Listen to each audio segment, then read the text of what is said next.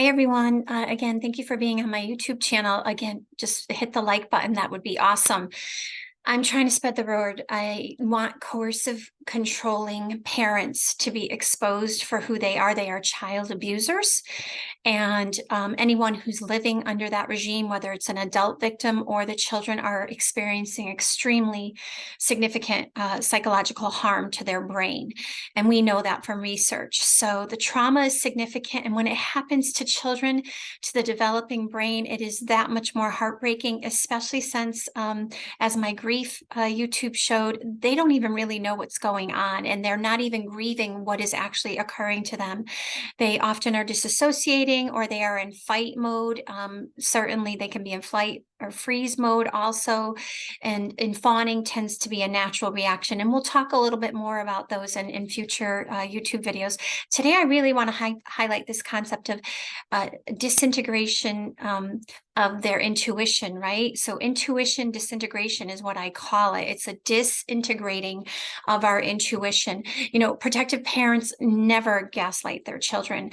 That is not their intent. Gaslighting is a malicious intent. Remember that gaslighting is not lying, but it's actually trying to form someone else's reality for them, right? To have people question their reality, to make them think they're crazy. If you're a victim of coercive control, you know exactly what I'm talking about, because this is like strategy number one that coercive controllers use all the time, maybe strategy 1 of 5, right?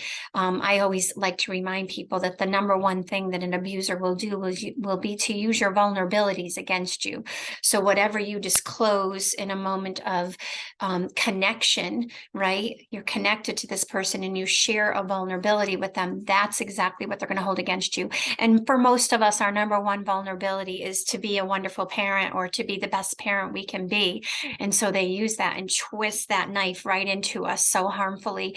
And but what's really important to highlight is that they're not only twisting it in us, but they're twisting it in our children. So every time we feel pain because our child is maybe aligning with that abuser, or our child is in some ways coming back to our house after visits and in this dysregulated state, they're almost behaving in a way that feels familiar, that we have to really, really understand that that is the child's fear. That's their fear reaction occurring. And so what's going on for this child is that they have received a lot of different messaging. They have received messaging from the coercive controller. They've been gaslit over and over. They've been given a false narrative about the protective parent. It's false, but it is something that the coercive controller has. Again, we kind of feel like a puppeteer. He's telling them things to incite in them a desire to feel less connected to you, to fracture that attachment. Like Dr. Evans Stark states, it's like carpenter ants devouring the foundation of a home. You don't even know what's going on. And would we ever ask our neighbor when their home falls to the ground due to carpenter ants, why didn't you leave? Didn't you know what was going on? No, I didn't know what was going on, because he was insidiously abusing and using all of these covert tactics to harm me and to harm my children. And here's the problem. The systems don't even see it as harming our children.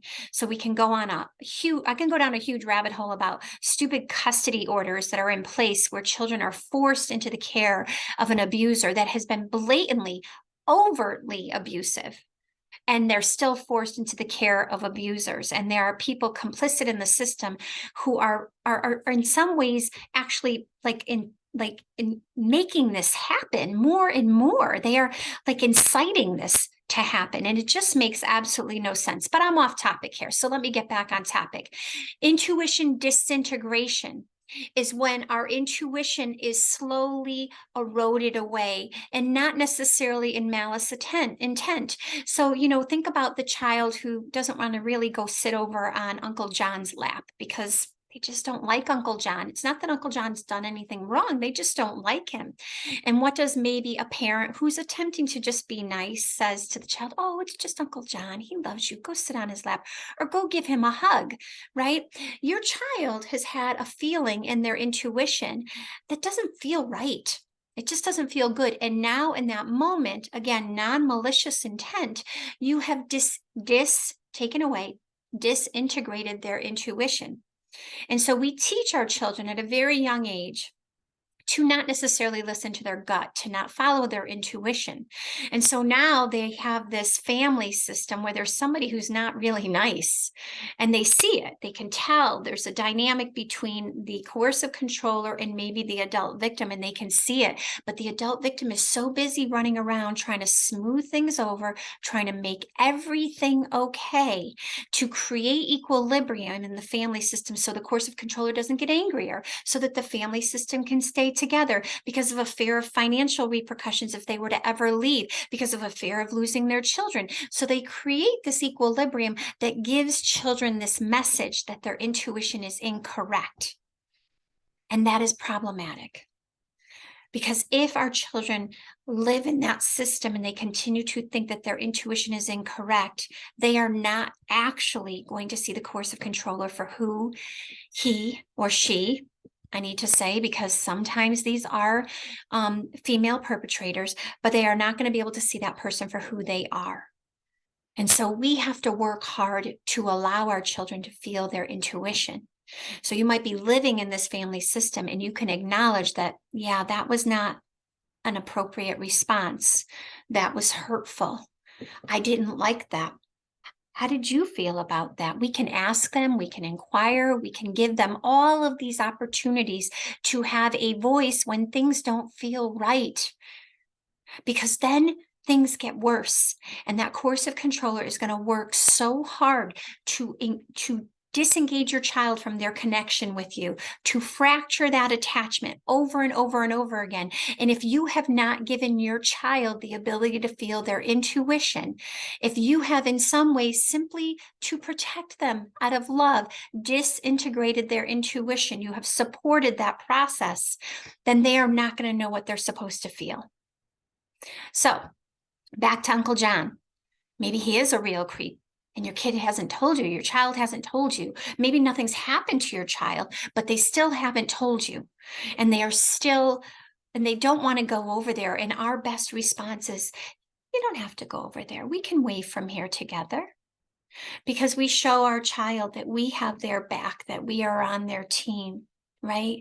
That we don't have to do what societal norms tell us to do. And as women in general, and if you're a guy listening, sorry, but this is accurate. If you have sisters, if you have mothers, daughters, whatever, you know that in general, women are made, society practices for us a role. We are practiced to be conforming, to be accommodating.